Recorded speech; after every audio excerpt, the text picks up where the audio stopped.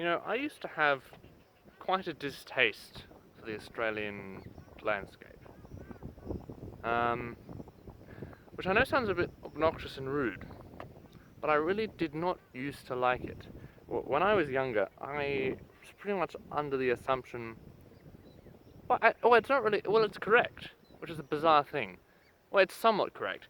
That not, but well, I was under the idea that Australia was just a desertous, sun-baked, sandy, rough, coarse, dry, prickly island, and I didn't like that. Um, I just thought we were full of prickly weeds and harsh deserts, and the heat was always intolerable, and it was just not an enjoyable experience. I really did not like. I was incredibly skeptical about the Australian landscape. I just didn't want anything to do with it when I was younger. Um, I really disliked it to bits. But as of the couple of the past, oh, I don't know, 3, 4 years, I think I've come to mature to the Australian landscape, and to be quite frankly, well, I'm not in love.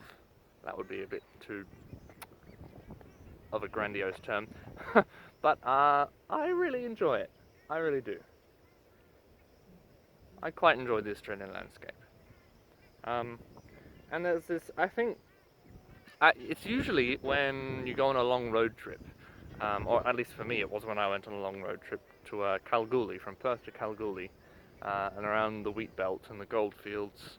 Um, I don't know, but driving through the rocky outback for hours and hours and hours, and driving past those coarse wheat fields for hours and hours and hours, and just taking it in hour after hour after hour. You'd think it might bore you, but I don't know. It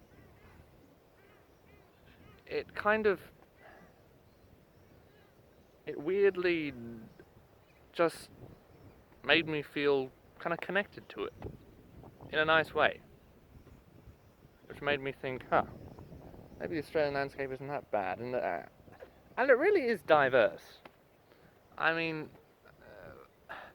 I think there's a modern Western conception that Australia's just a desert. It really isn't. There's so much here. You've got you've got rainforests in Queensland. Of course, you've got the desert in the middle. You've got the more tropical kind of climate up north. You've got the mountains of Tasmania. I mean, Tasmania. Some parts of Tasmania could just be New Zealand, really. You've got the flat-flowing plains. You've got honestly, it really is diverse. Um, and I think it's interesting that it took time to grow attached to the land, because it does take time. Um, and so if if you're living in a new place, or you've gone on a holiday, and you really don't like the land you're living in, give it time, and travel through it, journey through the land you're in, and you'll find that maybe one day, maybe not,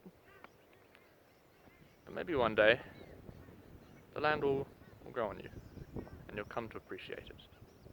And there is now a photographer encroaching on the birds. Good fun. Anyway, Australia.